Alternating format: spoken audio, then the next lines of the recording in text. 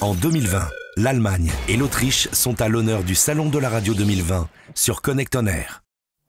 L'interview sur Connect On Air depuis le Salon de la radio. Depuis le Salon de la radio et depuis la grande salle, la grande halle de la Villette à Paris, le Salon de la radio et la radio du Salon de la radio. Valérie, bonjour. Bonjour Alain. Ah, j'ai cru que tu avais disparu. Mais non, j'étais cachée dans des grandes salles de conférence. Dans des grandes salles de conférence parce qu'il se passe plein de choses encore cet après-midi sur le salon avec des conférences, des ateliers. Nous avons eu l'occasion tout à l'heure de faire un petit tour d'horizon. On fera un point encore tout à l'heure.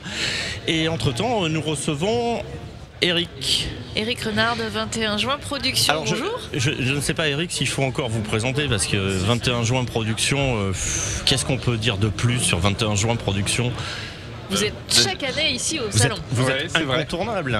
Incontournable non, on essaye d'être présent dans le...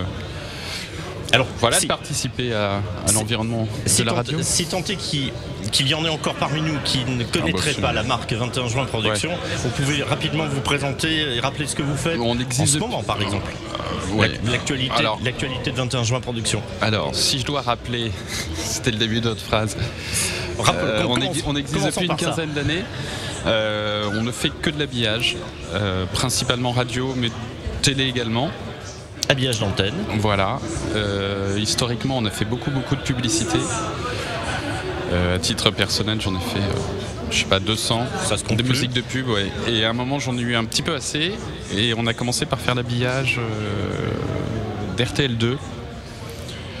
Et puis, de fil en aiguille, on a développé l'activité et on s'est spécialisé là-dedans. Donc, l'habillage chanté, les identités sonores.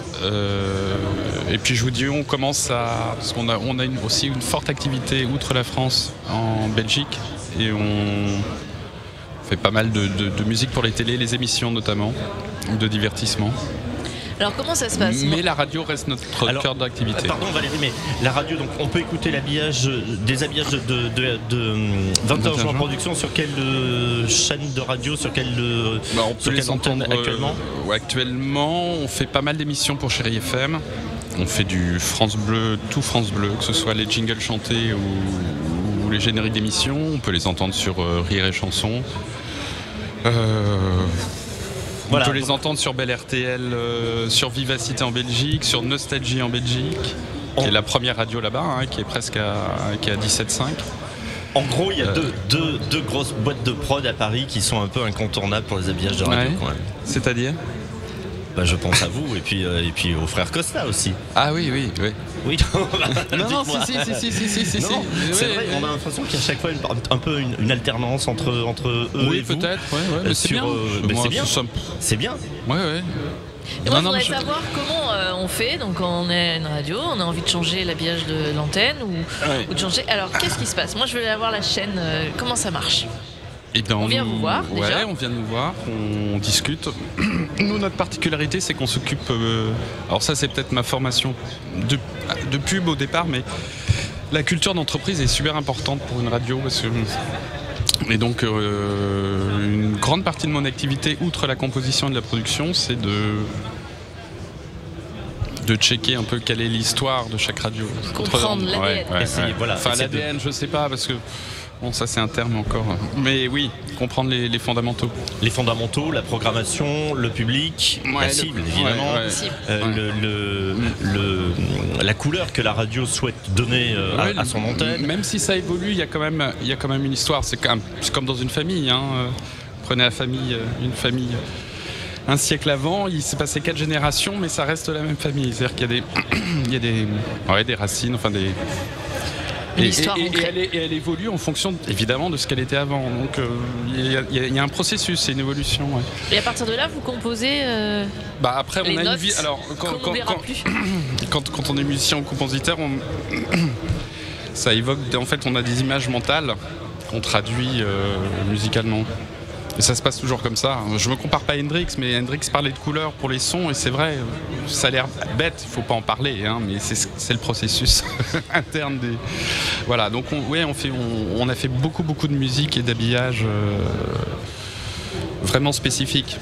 Et alors aujourd'hui, est-ce que vous pouvez proposer par exemple des habillages pour, on parle beaucoup de podcasts, pour habiller effectivement des podcasts particuliers? Oui, on a eu des demandes là, on travaille évidemment dessus puisque tout le secteur de la radio semble découvrir le podcast là cette année ou depuis 2-3 ans. Je pense pas qu'ils non, mais je taquine, mais c'est donc cette année c'est beaucoup plus évident, beaucoup plus affirmé. Ouais, la mode ça se démode.